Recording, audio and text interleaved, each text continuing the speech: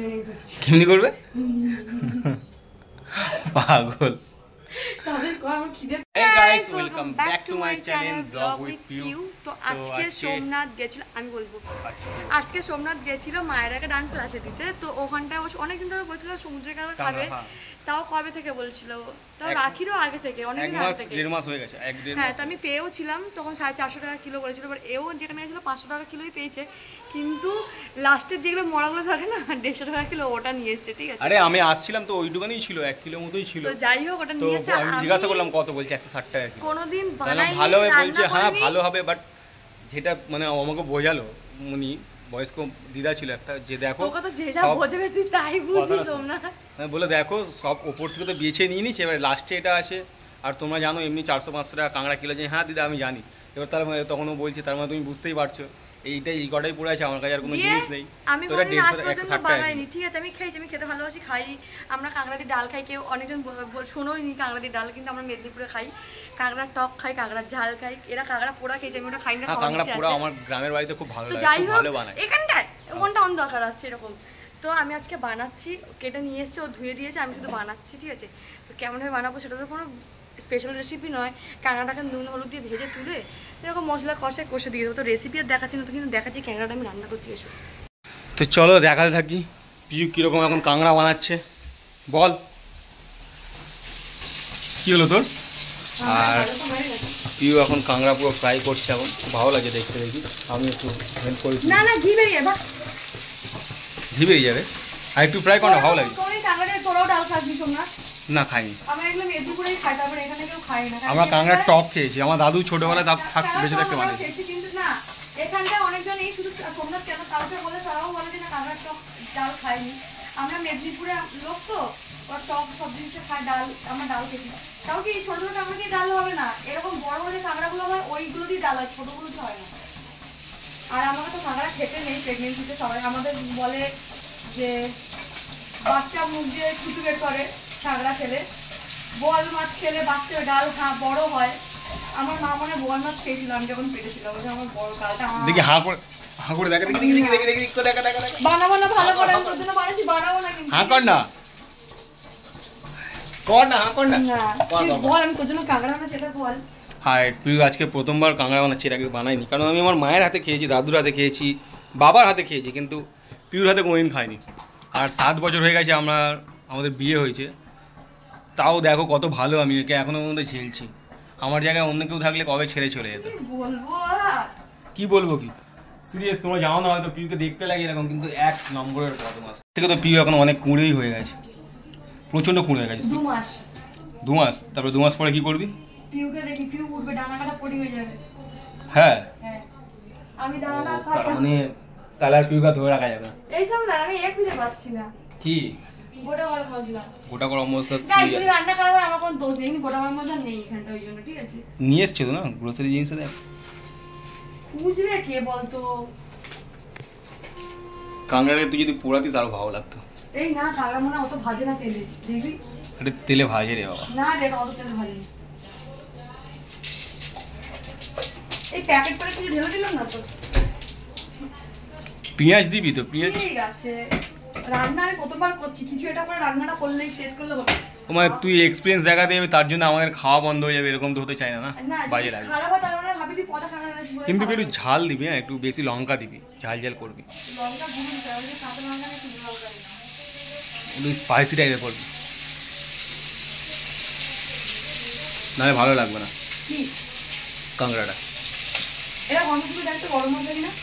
আমাদের খাবার হয়ে গেছে রেডি, আর পিউ সবার জন্য খাবার সার্ভ করে নিয়েছে। এখানে কাঁকড়া কষা, আর পিউ তো মাছ মাংস এখন খাওয়া ছেড়ে দিয়েছে বলে ওই জন্য পিউ এখন আলু ডিম ভাতে দিয়েই ভাত খায়, তাই না? আর ডাল রোজ আমি ডিম আলু ভাত দিয়ে ভাত খাই, রোজ ডিম আলু ভাতে, কিন্তু আমি কি কাঁচা লঙ্কা কাঁচা পেঁয়াজ দিই। আর এখানে দেখতেই পাচ্ছ পিউ আমাকে বেশি করে দিচ্ছে একটু, আর এক্ষুনি আমি টেস্ট করলাম, আমি আর রাহুল, খুবই সুন্দর লেগেছে। আমাকে কত মুখ করলো গাইস, বাবারে বাবা, আমি খাবো না, সেদ্ধ হয়নি, তুই বন্ধ করে দিচ্ছিস। কাঁকড়া নাকি কাঁকড়ার দাঁড়ে এবার খুন্তি দিয়ে টিপে দেখতে হবে কাঁকড়ার দাঁড়ের মধ্যে ঢোকে কিনা। আরে ঠিক আছে, ওফ না ভালো হয়েছে, খুব সুন্দর হয়েছে। তো জ্যামও বলছে যে খুব নেই আচ্ছা ও, কিন্তু জানে না যে কিভাবে খায়। না কোনটা চিবিয়ে ফেলবে কোনটা খাবে। আর তুই আর তোর দিদি অক্টোপাস খেয়েছিলিস? হ্যাঁ হেভি খেতে অক্টোপাস, হেভি। हम এবার বলছি ভিডিওতে বলছি ওই লোক क्या करते ऐसा ऑक्टोपस ऑक्टोपस खाते क्या ये सब। অক্টোপাসে দুবার খেয়েছি, দীঘাতে গিয়ে ভাজা খেয়েছি, ওটা আমার একদম ভালো লাগেনি, তিতকুড়ি টাইপ লেগেছে। কিন্তু দিদি ঘরে ওই যে চিলি অক্টোপাস যেটা হয় ওটা করেছিল, গার্লিক চিলি অক্টোপাস, ব্যাপক ক্যান ইয়াম্মি। দেখে বলছিলাম আবার খাবো। বাচ্চাটা হয়ে যাবে না, দেখে আমার বাচ্চা কেমনি করবে পাগল। তাদের কর আমার খিদে।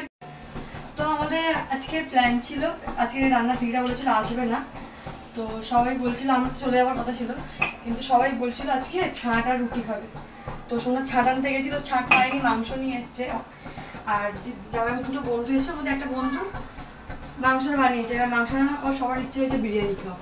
আর মাংসটা হয়েও গেছে, দই ফই কিন্তু ম্যারিনেট করা নেই, কিন্তু দিদির যে যারা যে বন্ধুটা খুব সুন্দর মাংস বানায়। আর মাংসটা বানানো হয়ে যাওয়ার পর মাংসটা দেখা সবার মন হয়েছে বিরিয়ানি খাওয়া।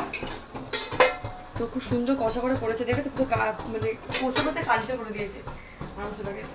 তারপর বিরিয়ানি বানাচ্ছি, এটা হচ্ছে এমার্জেন্সি বিরিয়ানি, দই ফই ছাড়া চিকেন হয়ে গেছে, এমার্জেন্সি বিরিয়ানি। ভাত যেটা বলে ভাত আলু ভাজে মাংসটা। আর আমার না গরম কোল্ড ড্রিঙ্কসটা খুব ভালো, আমি হটগট করে অনেকটা খেলাম, জানি খেতে নেই, কিন্তু এই পুরো প্রেগনেন্সিতে প্রথমবারে কিন্তু আমি কোল্ড ড্রিঙ্কস খেলাম, এর আগে খাইনি। আমার গরম কোল্ড ড্রিঙ্কস খেতে ভালো লাগে, আর চা ঠান্ডা খেতে ভালো লাগে, আর ফুচকা আমার মিষ্টি খেতে ভালো লাগে। এখন প্রেগনেন্সির জন্য টক টক খেতে ইচ্ছা করে, প্রেগনেন্সির জন্য আমার টক খেতে ইচ্ছা করে বলে এখন না টক ফুচকা খাই, কিন্তু আমি কোনোদিন এই তাও মামার পেটে থাকালে মিষ্টি ফুচকাই খেয়েছি। আর এখন খুব টক খেতে ইচ্ছা করে, টক টক গেলে খুব টক খাই। তো যাই হোক বিরিয়ানিটা বানাচ্ছি আজকে। আর কি বিরিয়ানি, আর কোনোদিন বিরিয়ানির রেসিপি আমি দেখাবো না, কারণ অনেক অডেলবার বিরিয়ানি বেরিয়েছি, অডেলবার তোমাদের বিরিয়ানি শেয়ার করেছি রেসিপি। একবার রাইস বানাবো যখন, তখন আমি তোমাদের সঙ্গে রাইসের রেসিপি শেয়ার। আর কালকে যাব হচ্ছে কি মামামকে নিয়ে এক্স রে করতে হাতটা, যে ওর কেমন আছে হাতটা চেক আপ করা যাবে, তোমাদের সঙ্গে শেয়ার করবো। আর কালকে আমার আল্ট্রাসাউন্ড আছে, কালকে আল্ট্রাসাউন্ডটা করবো, করে আমি আমার ডাক্তার দেখাবো পরশু দিন প্রি বেবি স্যুট আছে। তো অনেক কিছু ব্লগ তোমাদের আসতে চলেছে, আই হোপ তোমাদের ভালো লাগবে। আর কি বলবো, কিছু বল, তুইও বল কিছু।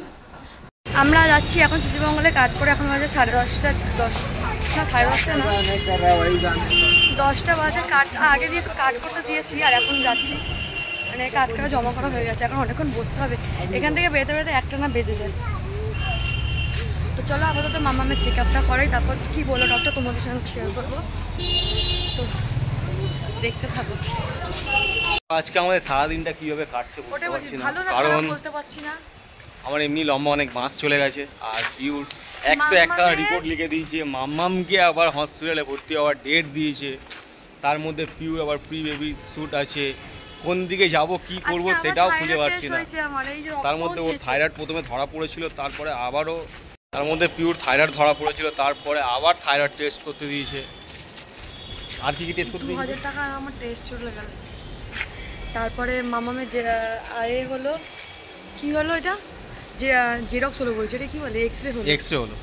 তো ওটা এখন ভালো, ওটাই শুনে ভালো লাগলো যে ভালো হচ্ছে। আর ওটার হবে, মানে অপারেশন হবে মামামের বৃহস্পতিবার শুক্রবার, ওকে শিশুমঙ্গলে আবার ভর্তি করতে হবে, আবার কদিন পর অপারেশন মামামের। আমি চাইছি যে আমার মেয়েটার হাতটাকে খুলে দেয়, মানে ঠিক হয়ে খুলে দেয় পুজোর আগে, কারণ পুজোর সময় সব বাচ্চারা নতুন জামা প্যান্ট পরবে, কেমন লাগে মামাম যদি ওরকম দড়িয়ে হাতে প্লাস্টার করা থাকবে, এর মধ্যে তাড়াতাড়ি খুলবে, পুজোর মতো খুলবে না, 1-2 মাস এখনো প্লাস্টার থাকবে। অপারেশন করার সঙ্গে সঙ্গে তো আর ওকে মানে প্লাস্টার তো খুলবে না, এখন 1-2 মাস প্লাস্টার থাকবে।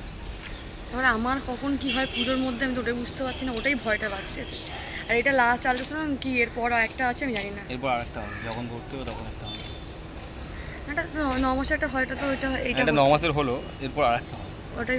আর এখন যাব আমরা, এখন কি বাকি আছে, জেরক্স করে তোমরা জুতো কিনবে, দিয়ে যাবো দিদির বাড়ি চলে যাবো, কারণ কি মাছ নিয়ে গেলে রান্না করে, মাছ কিনেছি রেখে দিয়ে এসেছি বাজারে, দেবো।